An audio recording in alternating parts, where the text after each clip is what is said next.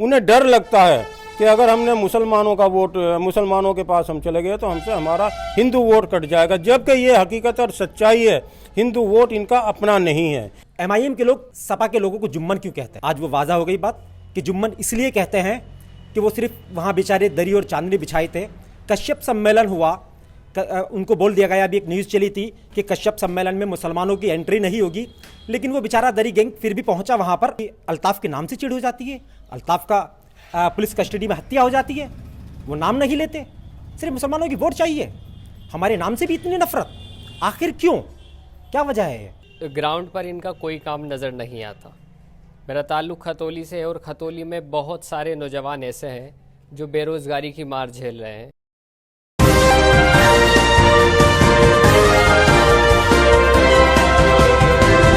पल पल न्यूज़ से मैं हूं आपके साथ नदीम अकरम। मुजफ्फरनगर खतौली में इस वक्त मैं मौजूद हूं क्योंकि तमाम चीज़ें जो हैं, उत्तर प्रदेश 2022 के चुनाव की बात की जाए तो मुस्लिमों के ऊपर जो है सियासत जो है थम सी गई है और मुसलमानों को ऐसे हाशिए पर ढकेलने की कोशिश की जा रही है कि वोट तो सभी लेना चाहते हैं, पर असल में जब हक की बात आती है तो कोई राजनीतिक पार्टी बोलने को तैयार नहीं होती। खतौली की जनता इसे किस तरीके से देखती है, सोचती और समझती है, इसके बारे में भी जानेंगे। पर सबसे पहले आज का जो वाकया सामने आया है अखिलेश यादव जी के मंच से, उसे किस तरीके से तमाम लोग देख रहे हैं, इसी के बारे में भी मैं जानना चाहूँगा। क्योंकि अगर बात की जाए समाजवादी पार्टी के मुस्लिम नेताओं की, तो तकरीरें देने में बहुत आगे हैं, जब असल मुद्दों की बात आती है तो कहीं बोलते हुए नहीं दिखाई देते। जी, जहाँ तक मुसलमानों की बात है, कोई पार्टी नहीं चाहती कि मुस्लिम लीडर या मुस्लिम अवाम आगे आए। हर पार्टी का एक उसूल रहा है कि इनका इस्तेमाल करो, यूज एंड थ्रो, इनको फेंक दो, इससे ज़्यादा ये कुछ करना नहीं चाहते। मेरा ताल्लुक़ वैसे राष्ट्रीय लोकदल से है और एक बड़ी अच्छी पोजीशन पर मैं रहा हूँ, वहाँ भी मैंने ये मुद्दा बार बार उठाया है। अगर आप भाईचारे की बात करना चाहते हैं तो मंच पर भी भाईचारा होना चाहिए जहाँ लोग बैठते हैं, और सामने भी भाईचारा होना चाहिए, और जब आप पदों का डिक्लेरेशन करें तो उन पर भी भाईचारा होना चाहिए। लेकिन ये देखने में आया कि कोई भी पार्टी हो, कोई आपको बराबरी की हिस्सेदारी देने को तैयार नहीं है, बराबरी की हिस्सेदारी देने को तैयार नहीं है। क्योंकि लगातार जो है बीते 7-8 सालों की सियासत की बात की जाए, जब आज से 7 साल पहले जब भी चुनाव आते थे तो तमाम राजनीतिक पार्टियां जो हैं वो मज़ारों के दरगाहों पर चादर पेशी के लिए आगे बढ़ जाती थी, चाहे बड़े बड़े उलेमा हों उनसे मुलाकात होती थी। पर इस सियासत में सब लोग दूर खड़े हुए नजर आ रहे हैं, मज़ारों पर जाने से डर रहे हैं, और अगर कोई इजाज़त भी मांग रहा है देवबंद जाने की, बैरिस्टर असदुद्दीन ओवैसी ने इजाज़त मांगी और उन्हें साफ तौर पर इनकार कर दिया गया कि आपकी एंट्री नहीं होगी। तो कैसे देखते हैं इन चीज़ों को? देखिए, बेशक हर पार्टी ने, वो भले ही सेकुलर का लबादा ओढ़ा हुआ हो, वो सॉफ्ट हिंदुत्व की बात करता है, मुसलमानों की बात कोई करने को तैयार नहीं है। मौलाना कलीम का एक मसला हुआ है, किसी भी पार्टी का एक बड़ा नेता वहाँ नहीं आया, जबकि बार बार उनको टैग किया गया, बताया गया मौलाना एक काबिल एहतराम शख्सियत हैं, अगर वो उनको जेल भेजा जा सकता है, कोई मुसलमान नहीं बचेगा फिर जिसको जेल ना भेजा जाए। इसमें बड़ी साफ सी बात है, कोई भी पार्टी दिल से मुसलमानों का भला नहीं चाहती। वो हमारी मजबूरी समझिए या हमारी ज़रूरत समझिए कि हम लोग इनके साथ लगे हुए हैं।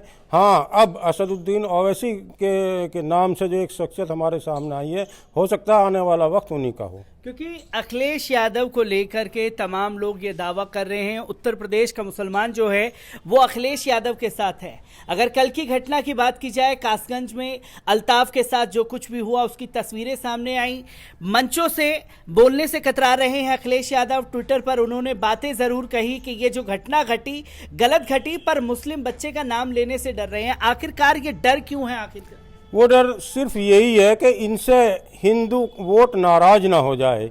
इसकी एक छोटी सी मिसाल मैं देना चाहूँगा। मनीष तिवारी, जब उसका कत्ल हुआ तो उसके यहाँ अखिलेश जी पहुँच गए, दूसरे के हाथरस केस में सारे बड़े बड़े नेता पहुंच गए, लेकिन अल्ताफ के घर कोई बड़ा नेता किसी पार्टी का जो अपना आप को सेकुलर कहते हैं कोई भी जाने को तैयार नहीं हुआ। उन्हें डर लगता है कि अगर हमने मुसलमानों का वोट मुसलमानों के पास हम चले गए तो हमसे हमारा हिंदू वोट कट जाएगा, जबकि ये हकीकत और सच्चाई है। हिंदू वोट इनका अपना नहीं है।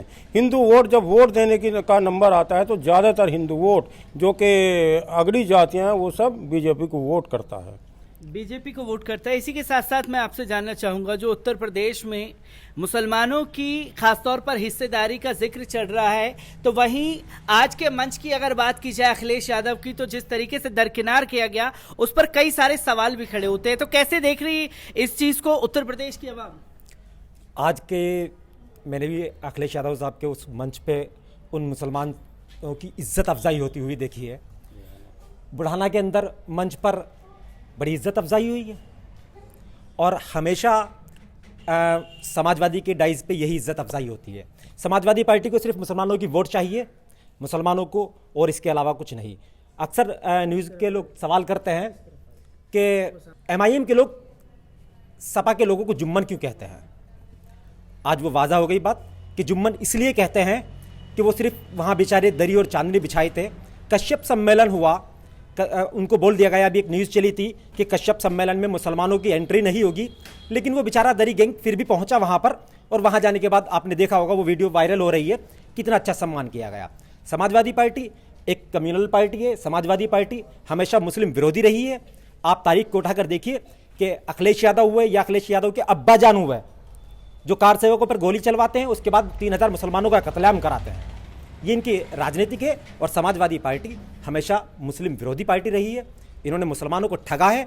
इसमें समाजवादी पार्टी हो, बसपा हो, लोकदल हो, कांग्रेस हो, इन लोगों ने, ये सेकुलर नाम निहाद पार्टियां हैं, इन्होंने सिर्फ मुसलमानों को ठगने का काम किया है। जैसे कि अभी अपने अब्बा जान का जिक्र किया गया, यही आरोप जो है समाजवादी पार्टी भी AIMIM के लोगों पर लगाती रहती है कि योगी की भाषा बोलते हैं, क्योंकि योगी जी ने अब्बा जान और चचा जान की सियासत पर जोर दिया था। अब्बा जान के अल्फाज बुरा है, बताइए आप मुझे, अब्बा जान क्या बुरा है?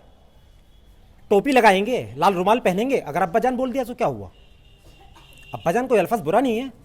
एक अदब के दायरे में अब्बा जान कहा जाता है। तो अखिलेश को इतनी चिढ़ क्यों है?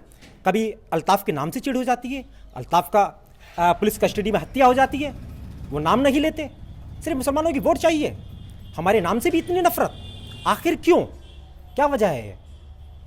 क्योंकि ये भी लगातार देखा जा रहा है, जहाँ बैरिस्टर असदुद्दीन ओवैसी लगातार मुस्लिम हिस्सेदारी का जिक्र कर रहे हैं और मुस्लिम हिस्सेदारी को लेकर के लगातार मंचों से भी आवाज़ बुलंद कर रहे हैं।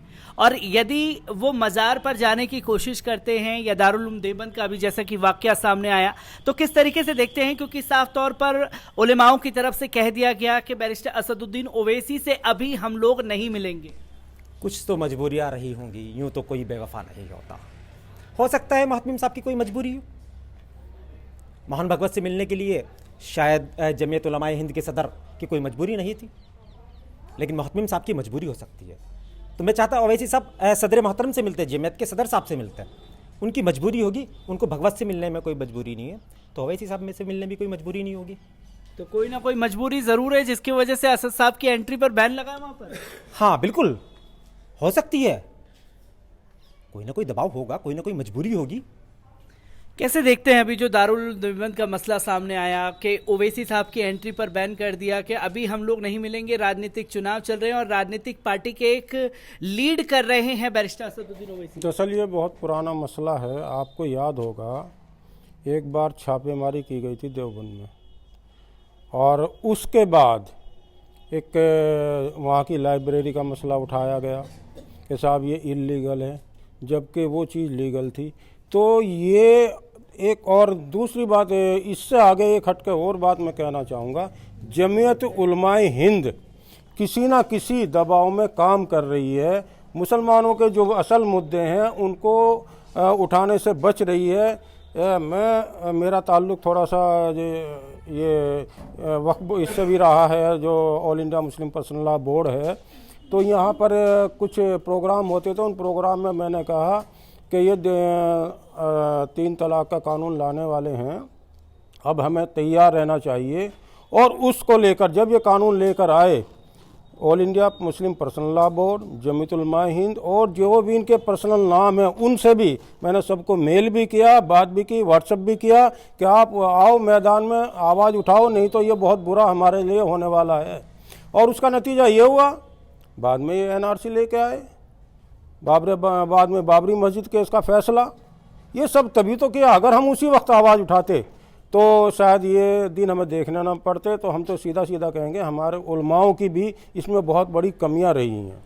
उलेमाओं की भी बहुत बढ़िया कमियां रही हैं। मेरे साथ युवा भी मौजूद है। मैं ये जानना चाहता हूं कि योगी सरकार तो लगातार तमाम नारेबाजी, तमाम दलीलें देती हुई नजर आ रही है कि 3.5 लाख युवाओं को हर महीने रोजगार दे रही है। कितने दावों में सच्चाई देखते हैं उनके? देखिए, प्रदेश की जो हमारी सरकार है सिर्फ जुमलेबाजी है, नारेबाजी है, नाम बदल देना है, इसके अलावा ग्राउंड पर इनका कोई काम नज़र नहीं आता। मेरा ताल्लुक़ खतौली से है और खतौली में बहुत सारे नौजवान ऐसे हैं जो बेरोज़गारी की मार झेल रहे हैं।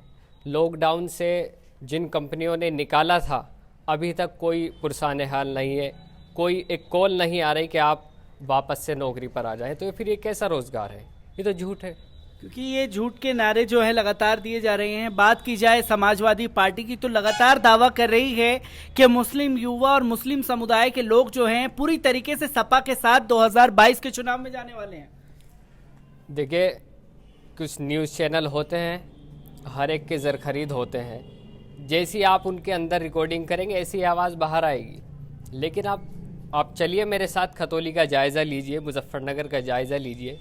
बल्कि पूरे उत्तर प्रदेश में आज एक माहौल बना हुआ है, एक उम्मीद की नज़रों से देखा जा रहा है बैरिस्टर असदुद्दीन ओवैसी साहब को कि एक मजबूत क़यादत का नाम है और युवा उनकी तरफ रोज़ बरोज़ खींचे चले आ रहे हैं। उसकी एक वजह ये भी हो सकती है कि बेहतरीन एजुकेशन पे काम कर रहे हैं बैरिस्टर ओवैसी साहब हैदराबाद के अंदर, और वहाँ पर बहुत सारे जो स्कीमों में है उनमें भी हिस्सेदारी दिला रहे हैं और सिविल सर्विसेज के लिए भी अच्छे इंतजाम कर रहे हैं, जो एक युवाओं की एक बेसिक नीड है। मेरे साथ बड़े बुजुर्ग भी मौजूद हैं। मैं ये भी आपसे जानना चाहूँगा, क्योंकि लगातार हम लोग उत्तर प्रदेश के चुनाव के दौरे पर हैं। अगर बात की जाए तो मुसलमान सपा को वोट देगा, मुसलमान जो है बसपा को वोट देगा, RLD को वोट देगा, तमाम राजनीतिक पार्टियों को वोट देगा। जब बात बैरिस्टर असदुद्दीन ओवैसी की आ रही है तो संकोच क्यों है आखिरकार?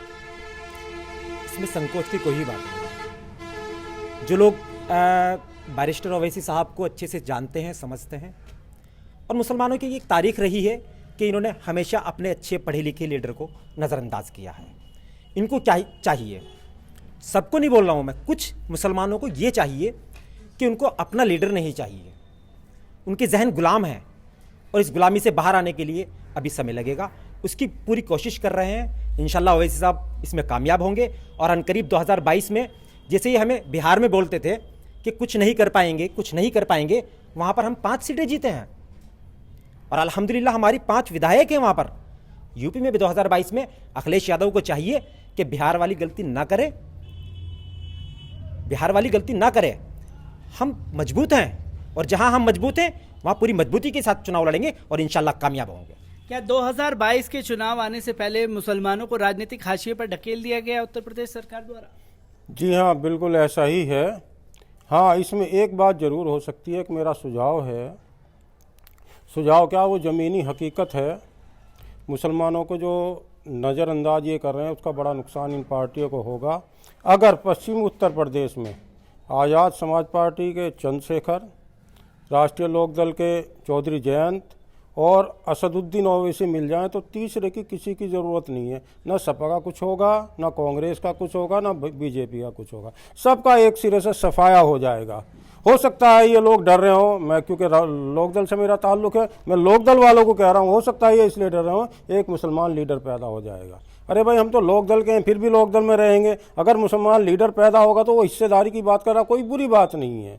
हम मैं फिर कहूँगा तीनों अगर मिल जाएं, किसी की यहाँ ज़रूरत नहीं, पूरी तरह सफाया है। राष्ट्रीय लोकदल के लिए खासकर मैं कहना चाहूँगा कि वो इस तरफ विचार करें। एक थर्ड फ्रंट खड़ा करने की आप लगातार उत्तर प्रदेश चुनाव में बात कर रहे हैं। मैं ये भी आपसे जानना चाहूँगा कि उत्तर प्रदेश के चुनाव को मुस्लिम युवा किस तरीके से देख रहे हैं, क्योंकि हर जगह जो है हाशिए पर ढकेल दिया गया है इस चुनाव के दौरान? देखिए, मुसलमानों को तो हर चुनाव में ये होता है कि जी फ्रंट पे ला दिया जाता है। लेकिन इस बार मुसलमान भी अपने वजूद की लड़ाई में हैं और बैरिस्टर असदुद्दीन ओवैसी जो आ रहे हैं वो वजूद की लड़ाई के लिए ही आ रहे हैं कि भाई 20% हो आप और आज तक आपको मिला क्या है। तो इसी को समझाने के लिए थोड़ा टाइम लगेगा, लेकिन समझ में आएगी इन लोगों के कि आज ये लोग पिछड़े हुए हैं सबसे ज़्यादा। आज इनके पिछड़ेपन की जो वजह है वो भी यही है लोग हैं, क्योंकि इन्होंने कभी समाजवादी कभी बीएसपी हर जगह ये बढ़ रहे हैं। तो एमआईएम की यही कोशिश है कि इनको बिल्कुल एक प्लेटफॉर्म पे लाया जाए, इनके अंदर इत्तेहाद पैदा की जाए। और आपने एक अभी सवाल किया था रोजगार का, तो अभी प्रदेश में 69,000 की भर्ती चली थी और उस भर्ती में क्या रहा कि आरक्षण का घोटाला हुआ सबसे बड़ा। अब आरक्षण में ये रहा उसमें कि लगभग 18,000 सीटें उसमें पिछड़े की काटी गई और जिसमें राष्ट्रीय पिछड़ा आयोग ने भी उसमें रिपोर्ट लगाई तो 5844 के करीब सीटें उसमें राष्ट्रीय पिछड़ा आयोग ने मानी कि इसमें घोटाला हुआ। तो सरकार उसको भी नहीं सुन रही। आप रोजगार गए, ये रोजगार काट रहे हैं, पिछड़ों को जो पिछड़े का जो हिस्सा था वो भी नहीं दे पा रहे हैं ये लोग। खतौली की जनता मेरे साथ मौजूद थी, जहां युवा भी अपनी बेबाकी से राय को रख रहे हैं, नौजवान भी हैं तो बड़े बुजुर्ग भी।